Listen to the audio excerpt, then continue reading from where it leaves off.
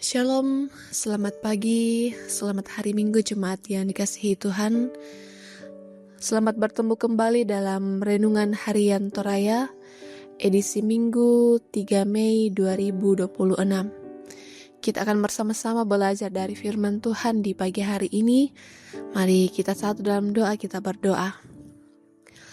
Ya Allah Bapa Surgawi, kami sungguh berterima kasih di hari yang baru.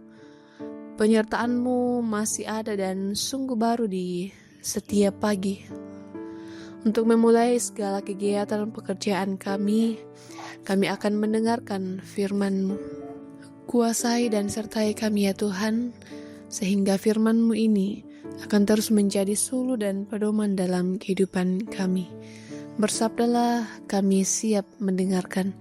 Dalam nama Tuhan Yesus kami berdoa. Amin. Kejadian pasal 18 ayat 1 hingga ayat yang ke-18. Peneguhan janji keturunan kepada Abraham dan Sarah. Firman Tuhan menampakkan diri kepada Abraham dekat pohon terbantin milik Mamre ketika ia duduk di pintu kemahnya pada saat hari panas terik. Ia melayangkan pandangannya dan melihat 3 orang berdiri tidak jauh darinya. Mereka melihat ia berlari dari pintu kemahnya, menyongsong mereka, lalu sujud sampai ke tanah.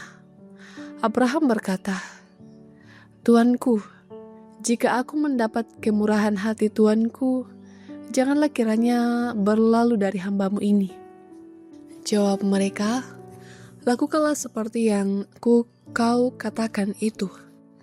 Abraham segera pergi ke kemah mereka, menemui Sarah. Katanya, "Cepatlah, ambil 3 sukat tepung yang terbaik, buatlah adonan, lalu buatlah roti bundar." Lalu Abraham berlari ke kawanan lembunya. Ia mengambil seekor anak lembu yang empuk dan baik dan memberikannya kepada seorang hambanya. Lalu orang ini segera mengolahnya. Kemudian ia mengambil dadi dan susu serta anak lembu yang telah diolahnya itu, lalu menghidangkannya di hadapan orang-orang itu. Ia berdiri di dekat mereka di bawah pohon itu. Sementara mereka makan, mereka lalu berkata kepadanya, "Di manakah Sarah istrimu?" Jawabnya, "Di sana, di dalam kemah." Firman-Nya, "Sesungguhnya aku akan kembali menemui engkau tahun depan. Pada waktu itulah Sarah, istrimu, akan mempunyai seorang anak laki-laki." Sarah mendengar dari balik pintu kemah yang ada di belakangnya. Abraham dan Sarah telah tua dan lanjut umurnya. Sarah tidak lagi mendapat haid. Tertawalah Sarah dalam hatinya, katanya, "Aku sudah rentan. Akan berahikah aku? Tuanku juga sudah tua." Lalu berfirmanlah Tuhan kepada Abraham, "Mengapa Sarah tertawa dan berkata, sungguhkah aku akan melahirkan anak, padahal aku sudah tua? Adakah sesuatu yang mustahil bagi Tuhan? Pada waktu yang telah ditetapkan itu, tahun depan, aku akan kembali menemui engkau." Pada waktu itulah Sarah mempunyai seorang anak laki-laki. Tetapi Sarah menyangkal, katanya, "Aku tidak tertawa," sebab ia takut. Namun Tuhan berfirman, "Tidak, engkau memang tertawa tadi." Lalu orang-orang itu berangkat dari sana dan memandang ke arah Sodom. Abraham berjalan bersama mereka untuk mengantar mereka. Berpikirlah Tuhan, apakah aku akan menyembunyikan dari Abraham apa yang hendak kulakukan? Bukankah Abraham akan menjadi bangsa yang besar serta berkuasa, dan oleh dia segala bangsa di bumi akan mendapat berkat? Amin. Keramatamahan yang menghadirkan Tuhan. Bainan maluangan nanai maadioren puang. Itulah yang menjadi tema perenungan kita di pagi hari ini. Bapak, Ibu, Saudara-saudari, Suatu hari hujan turun dengan deras. Seorang bapak melihat seorang yang sedang berdiri di pinggir jalan tanpa payung dan basah kuyup. Ia sempat ragu. Jika ia berbagi payung, ia sendiri akan ikut kehujanan. Namun akhirnya ia memilih mendekat dan berbagi payung sampai orang itu tiba di tempat yang aman. Bagi bapak itu, mungkin itu hanya tindakan kecil. Tapi bagi orang yang ditolong itu adalah pertolongan besar. Dan tanpa ia sadari dalam tindakan sederhana itu, ia sedang menghadirkan kasih Tuhan. Adapun kisah Abraham dalam pembacaan kita saat ini menunjukkan sikap hati yang luar biasa. Ketika ia melihat 3 orang datang, Abraham tidak bersikap biasa saja. Ia segera berlari menyongsong mereka, sujud dan menyambut dengan penuh hormat. Ia juga tidak menunda untuk melayani.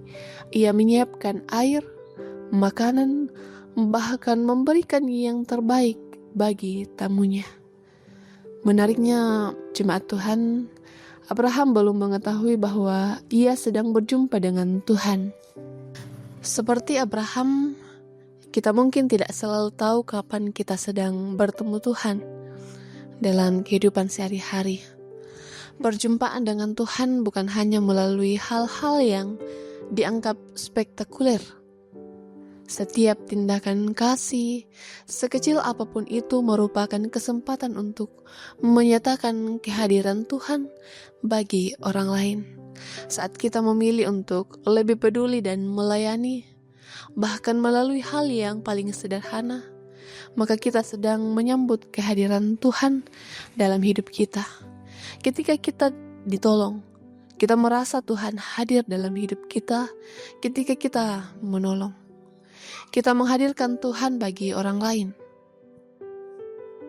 Karena itu, marilah kita hidup dengan hati yang terbuka, siap memberi dengan kasih, dan siap menerima dengan syukur.